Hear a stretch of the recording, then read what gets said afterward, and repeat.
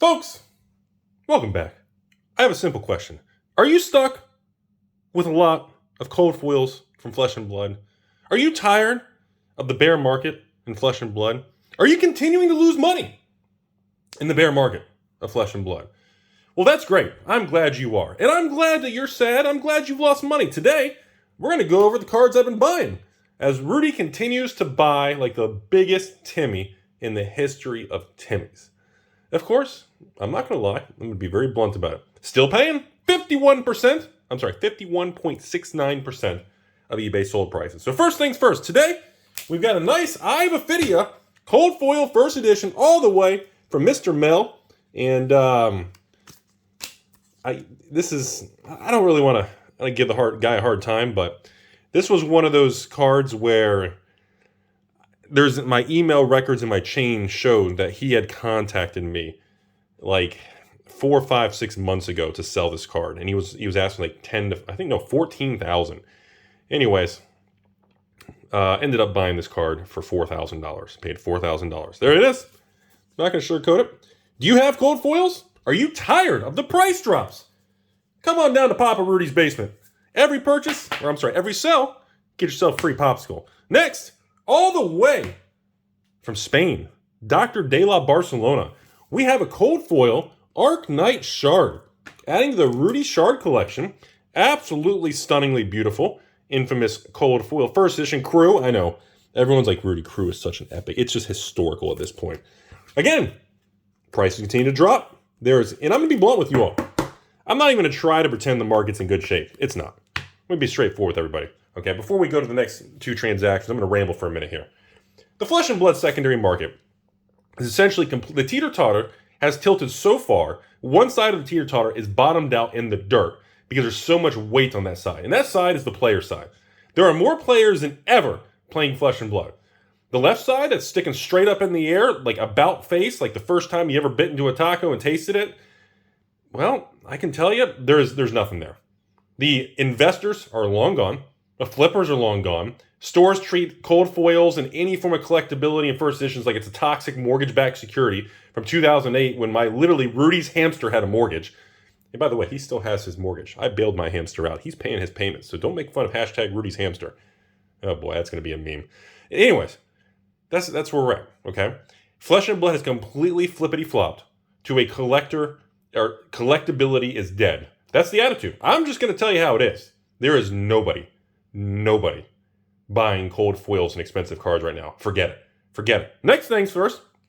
Yes, I finally started buying cold foils from Monarch. I finally started. We got a triple Dr. Carry-On Husk, also known as the old CH, Dr. Husk over here.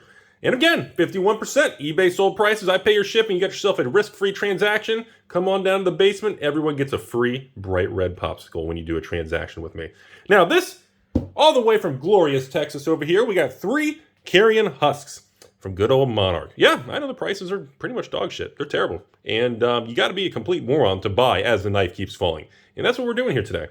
I'm not even going to pretend. I don't even want to act like the cold foil investor collectability market of Flesh and Blood has any form of health. No. This is Mortal Kombat. And the cold foil investor side on the left part of the screen, it's literally Scorpion wobbling around just says finish him. And you have God mode cheating Game Genie in, and literally it just does the auto fatality. So every time it's fatality. That's what's going on. That's what's going on. And there's nothing you can do about it. There's nothing I can say. There's nothing I can make up. There's nothing that Rudy's fake news channel and everything that I'm wrong and everything I make up and pump and dump and Rudy, there's nothing I can say. The investability of Flesh and Blood is completely annihilated. It is nuclear. I mean, it is screen door on a submarine.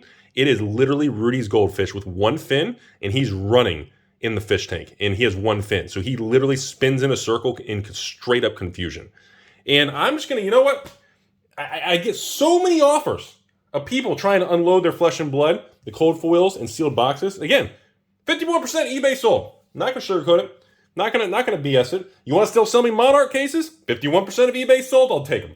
I don't care. I already lost enough on Monarch First Edition buying from the open market, assuming that everybody was sold out, and I made bad assumptions. I got punched in the face, and Chuck Norris still laughs at me with my wife's boyfriend in the other room. That's just how it is. That's literally Chuck Norris. I can't even. It's stupid. It's stupid. So here we are. Last but not least, we got Grasp of the Arknight, also known as good old Gawa. Grasp of the Arknight. And again, we got Mon over here. Grasp is, of course, Dr. Ark, first edition, Rudy's favorite set next to Crew. Again, I'm still adding to my positions. I feel like I'm the only moron buying right now. I mean, I know I'm trying. People are just like, oh my God, listen to Rudy. But I'm being honest about it. I feel like I'm the only idiotic Timmy that's putting money into cold foils right now, as the prices have dropped. I mean, these cards you see in this video has the lowest prices I've ever bought cold foils for. And you know what? They're probably still going to go lower. And I'm going to look like an idiot for making this video. And this video is being made on like December 19th or 18th or whatever it is, 2021, just so you all know. So, folks, that's where we're at today. Do I think the market... So before I end the video, let me answer a few questions I'm going to get bombarded with. No, I'm not selling any of these cards because the market's so garbage. Why would I sell them? What am I going to sell them for? 6.9 cents on the dollar? No? Too soon? Sorry, your sister's still doing laundry. That's cool. I mean, what else am I going to do? You know, in my opinion, I see absolutely zero catalyst at this point in time that's going to turn the collector investor side of the market around. There's zero. There is no piece of news or anything going on in the near term that's going to change people's attitudes. Now, as we march forward to 2022 boldly, tinfoil hats on, arms and feet in the vehicle, Everfest comes out, sets after Everfest comes out, market starts to reevaluate, restabilize, depending on how the releases, how the first edition versus unlimited for Everfest, how the set after that, however they do distribution and release or variant, whatever, that's going to dictate the health of the game.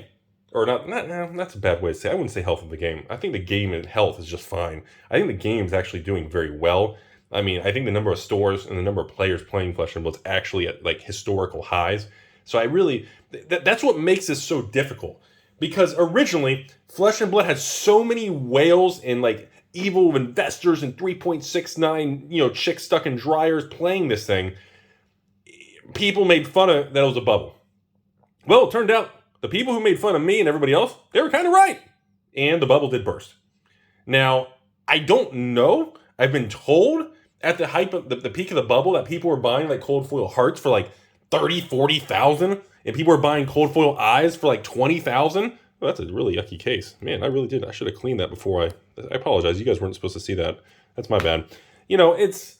I was told people were paying prices at that level. I was told shards were originally selling for like 6,000 to 10,000. I think 10,000 at the peak, and they were averaging it like, I don't know. That's what I was originally told. I personally only saw very little like fabled and legendaries actually sell on eBay at those price levels. So I don't know the depth of the market on who was buying at the historical highs, if many people at all even bought at the historical highs. Now, sealed products a little different. I'm not really going to comment much on like sealed product like WTR Alpha or First Ed, Crew or Arc. I mean, those original 3 sets sealed product, even though they've come down, like Crew hit a high of like what, 1,500-1,600 a box, and now they're down to what, 700, 800, 900 range, depending on what platform or shipping or fees. Yeah, they've dropped a lot, but I have absolutely zero concerns about sealed product on the original 3 sets because the print runs are so low and the amount of it actually left in the world is so minimal, especially the first 2 sets. Holy crap, it's so low. I mean, those, just sit tight, wait a couple years, market will take care of itself, natural attrition. As far as the cold foils, remember, you can convert sealed to singles, but you can't go backwards on the road. It's a one-way street on Mario Kart. You gotta remember that, everybody. So that's where I see things. So it's a very strange thing because the playability and the people enjoying the game has never been greater. The amount of people who fled the evil scalper, flipper, basement at Timmy's, Rudy's, they are gone. So I'm sitting back and I've been watching this and I'm like, do we just do nothing? Do I ignore? Do I just delete? Do I decline everybody selling Flesh and Blood cold foils or sealed boxes? And I was like, I feel like that's gonna create the regrets. That's gonna create the regrets. I really feel that way. So I'm gonna continue forward. We're gonna kind of I haven't filmed the last few Flesh and Blood cold foil buys because I felt it's just the market's so turmoil. People are just gonna just not care or watch it. But I feel we're at a point now where some of these prices, it's to a point where it's like, okay, they've come back down to earth. And it's like, I feel there's a point you got to acknowledge what's going on, and you can't look the other way. And when the prices hit a certain level, it's like, when you're looking at legendary or fabled level, or even majestic, when you start looking, the little M, the little L, any majestic legendary fable, when that MLF, not MILF, MLF, when you go MLF or above, the supply is just so low on these original products. Even Monarch has the highest, but still, I just, my instinct, I feel like at this point in time, I'm more comfortable resuming or picking up buying, which is the point of this video, to get people to contact me to sell more of their cold foils. At this point in time, I'm more comfortable if people sell and I buy at these levels. And I'm more comfortable losing money if it keeps dropping another 10, 20, 30, 40, 50% versus not doing anything and just seeing what happens. I feel the downside risk is now lower than missing out on some fast market knee-jerk reaction, because building positions without manipulating or moving or shifting or knee-jerking the market takes time. You got to slowly accumulate, and it takes time to do that. And by the time you realize news or something changes, you can't just say, okay, I got to run out and buy them all. By the time that happens and you see that headline or something, it's too late. It's too late. Like if the next 30, 60 days, if they publish the Monarch first edition print run, and that number is, people are telling me now Monarch first edition print run could be like 200,000 to 300,000, like a $250,000 box print run. And maybe that's the case, But if that print run comes back at like 100,000 or less, or anything along those lines, you're going to see some crazy shit, man. You're going to see some hard moves fast, because right now, people have priced in the worst. I'm talking people have priced in Monarch Monda Zero. People have priced in that cold foils, there's so much more of it, and none of it was open, and all this stuff. Any form, it's like on Wall Street.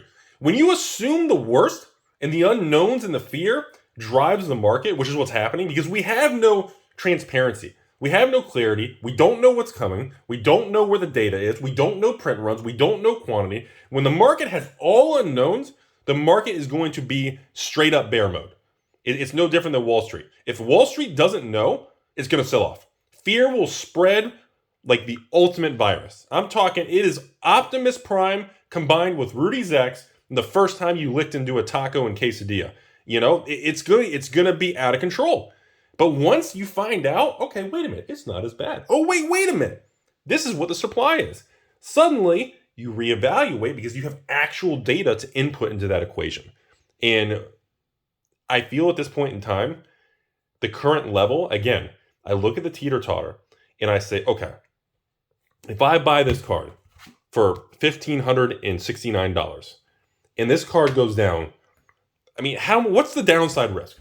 Seriously, what's the downside risk at this current point in time? How much could I lose? In my opinion, the worst I could probably lose would be 50%. What's the upside potential? That's what I'm looking at. At this point in time, the risk reward is starting to shift really substantially because nobody's buying.